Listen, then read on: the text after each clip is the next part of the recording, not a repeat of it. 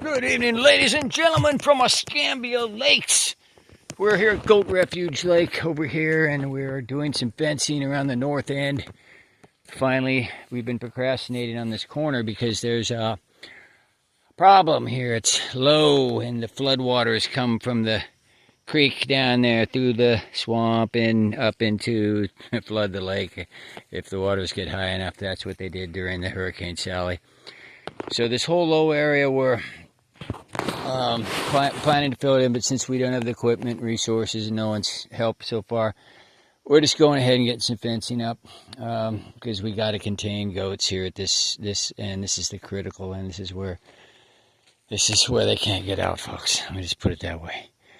Especially with all the new deforestation and construction and mining and meth heads in the neighborhood and all that. Dogs. We hate dogs.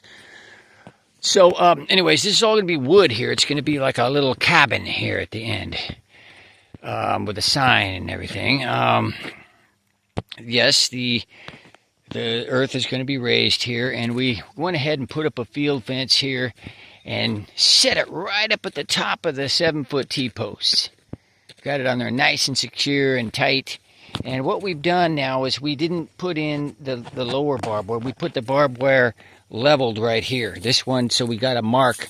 That marks where the level mark is there that goes to the end where we'd like to see the earth someday to be able to fill it up that high, or at least almost that high. Maybe not quite that high. So that gives us the straight line mark, and we didn't put in the barbed wire at the bottom again, which we usually do, because we're going to be filling up the area here with earth and gravel, rock, and whatever it may be, and even exceeding that low level. And if we were to then remove the fence and mount it higher later by putting in T-posts into the whole berm, then we would have access. But if we fastened it to a guide wire, barbed wire, the bottom wire at the bottom, then we wouldn't be able to really get to it. It'd be a problem. And so what we figure right now with going forward as we fill this in, we could put in a few 8 or 10 footers here, just periodically, every, just 3 of them here, and we can run barbed wire up high here, or I'm sorry, electric is what we're running on this perimeter. So this is all going to be smooth wire, 12.5 gauge, but we only need 1 strand up there. But anyway, so the thinking here is that we will be replacing this fence and raising it up higher on the berm, or we could just fill in and we could build a new fence on top of this. Yeah, really? Yeah, we could. We actually could. So it's variable. What it's to be considered, to be determined at a later date. But for right now, we've got something that's functional. That is, as soon as this gap is filled. Otherwise, goats are going to be going right through here, dogs and all. So we figure we can get this gap filled pretty damn quick. If we needed to, we could run barbed wire down here, a few strands, and we could block that off. But let's go ahead and get that material in there. Oh, by the way, that's some concrete someone dumped out there for the purpose of the erosion control, the little culvert. The culvert's right down here, and there's a flow-through point under the road right there. We're maybe do some base work with some concrete, but you won't see it because it'll be under a bunch of other things, and there'll be stone and more attractive stone. So anyways, we finished this 150 foot. How much is it? Well, every spacing is 16 foot on the T-post, so there's one space. 1, 2, 3, 4, 5, 6, 7, 8, 9, 10. So there's 160 foot here, basically. And then this is our inflection point, this big 12-footer with concrete dead man's here next to it, and helping to define that inflection point, that midpoint. And then we've got another run here. Now, why haven't we raised this fence? Well, there's berm inside there. While it can flood in here a bit, that's okay. That's all right. Through the fence and everything, that's okay. It recedes. And then our berm comes here and then up to this inflection point. So, and we can still build that out a little more, but that's high there. We've got material over there too. We can fill this. We're going to fill all this in. See, there's material all there, sand and gravel and soil. So it's just when we get past this, right here at the wonderful Nyssa sylvatica, the black gum tupelo tree.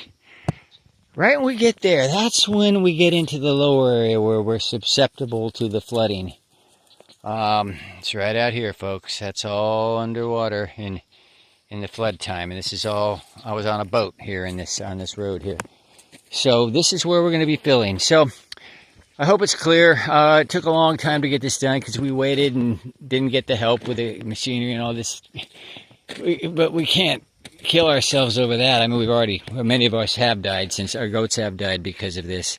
So, because of the fence not being here. So, we're going ahead, we're putting it in, and somehow we'll get equipment eventually and get some help on that and move something. And if need be, I'll be out here with a wheelbarrow, folks, and a shovel, and I will move it myself by hand. Okay, I've already done a lot of that from over here up to there. Where I'm building a building right now. There was hundreds of loads of wheelbarrows. I'll do it. I don't have the money for a tractor. Apparently it's for people who have credit cards, and I don't have credit cards. So, anyways, a good day's work. We got these 2 lines up and tight. The line here is on these cedar posts we put in over a year ago, and of course they're rotting in the ground. But sheesh, I mean, we just go ahead and strung up some. We just strung something up, folks. We strung up the chain link, and it's actually secured at the bottom and top with wire. We're going to be clipping it to this barbed wire, which is high tensile, between 2 good H braces at the ends. 2 good braces. That one's in concrete right there. That's all going to be braced. That's all going to be a building right there. There's going to be a lot of construction on there. So we're just going to go with these for now. Try to put more pine up there, the outs, to get a privacy fence. But in the meanwhile, right now, it is effective in keeping goats in because we've got the chain link up. And we are planning really to do a lot more with chain link. We get it, the salvage material, and it lasts a long time. It's steel, folks. And one of the big things is this. The baby goats can't get through here. Various varmints and things, skaters and things can't get through these fences, whereas they can the others. So there is great advantages to these, and we're considering a long run down that entire swamp line down there, all the way down to the corner down at the distance where we just saw the sun setting.